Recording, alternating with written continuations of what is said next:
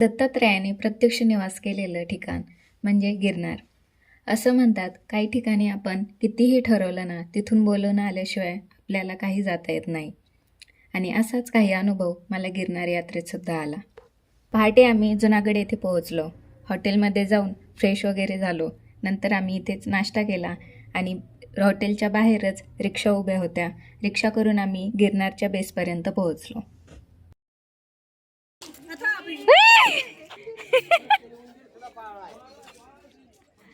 तू पाळलायस का? मग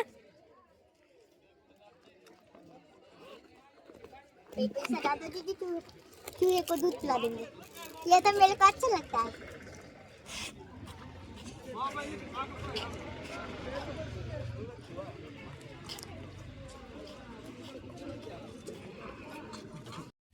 गिरनार पर्वतवरती जाण्यासाठी पायरी मार्ग किंवा रोपवे आपण निवडू शकतो.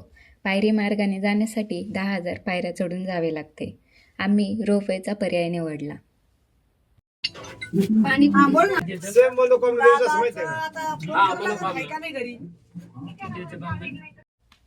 रोपवेचा शेवटचा टप्पा ताशीव कातळाचा आहे.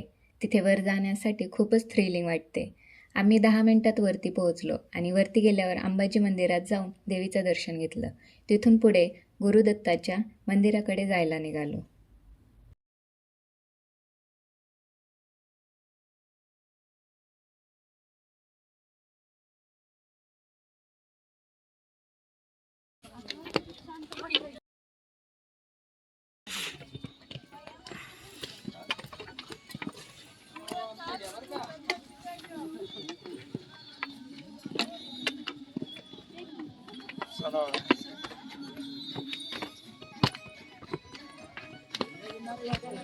चलो जय गिरनार, जय गिरनार.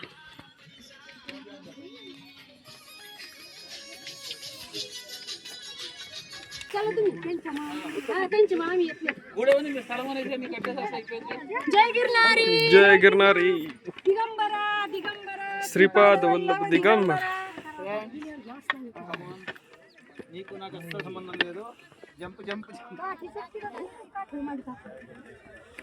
इतक्या वर आल्यावर आजूबाजूचा नजारा बघणं म्हणजे खूपच मस्त अनुभव आहे.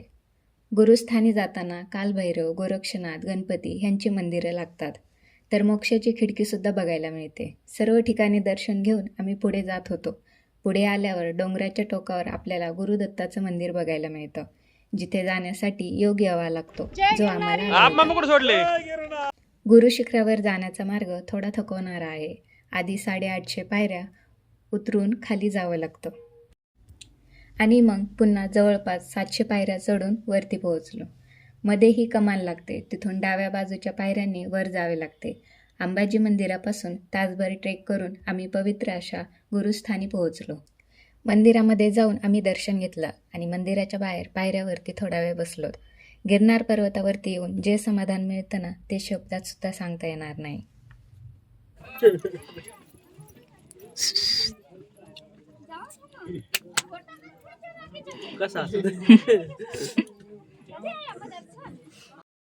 हे आहे श्री गुरुदत्तात्रयांचं संस्थान अन्नछाया.